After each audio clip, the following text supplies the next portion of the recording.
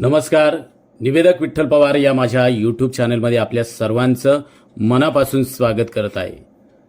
छत्रपती संभाजी महाराज यांच्या जयंतीप्रसंगी भाषण कसे करावे याबद्दलचाच यूट्यूब व्हिडिओ आहे.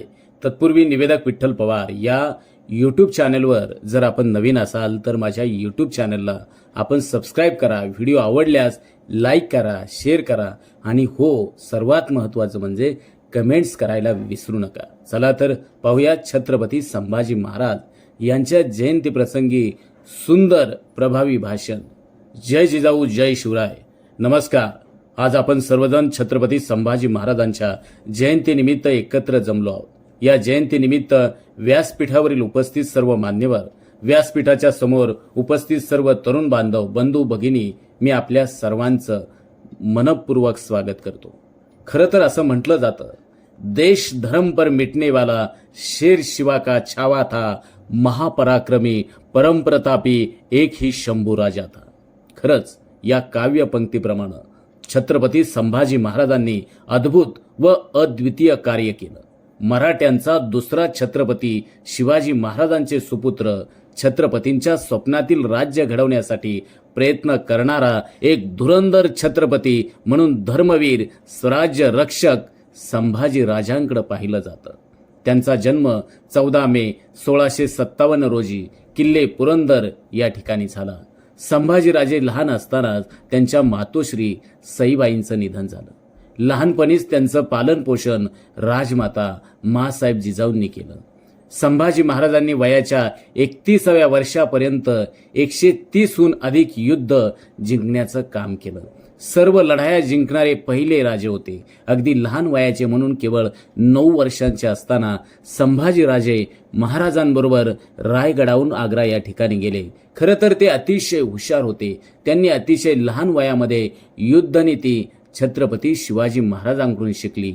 वयाच्या 14व्या वर्षी बुद्धभूषण नावाचा ग्रंथ आणि त्यासह आणखीन 3 ग्रंथांची निर्मिती केली. त्यांचा आदर्श आजच्या तरुण पिढीनं घेतलाच पाहिजे असं म्हटलं जातं. थोर महात्मे होऊन गेले, चरित्र त्यांची पहा जरा, आपण त्यांचे समान व्हावे, हाच सापडे बोध करा. खऱ्या अर्थानं संभाजीराजांचे आचार विचार घेतलेच पाहिजेत, त्या पद्धतीनं वागलंच पाहिजे.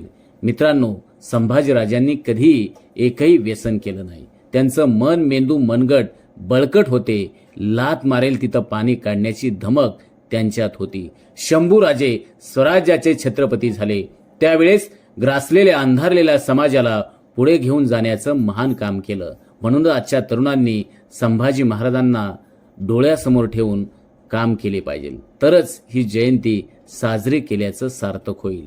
संभाजीराजे मनगटावरती युद्ध जिंकणारे, साहित्याची निर्मिती करून बुद्धिजीवी वर्गाबरोबर मनगटावर लढणाऱ्या लढवय्या मावळ्यांची निर्मिती करणारे, धर्मासाठी जगणारे, धर्मासाठी मरणारे महान सेनानी म्हणून संभाजी राजांकडे पाहिलं जातं.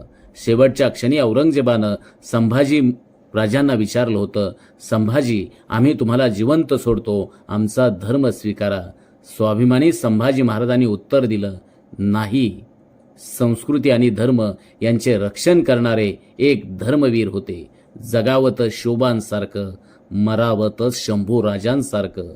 पुन्हा एकदा आपल्या सर्वांना संभाजी महाराजांच्या जयंतीनिमित्त मनपूर्वक शुभेच्छा देतो आणि छत्रपती संभाजी महाराजांच्या कार्याला आणि स्मृतीला मानाचा मुजरा, विनम्र अभिवादन. धन्यवाद.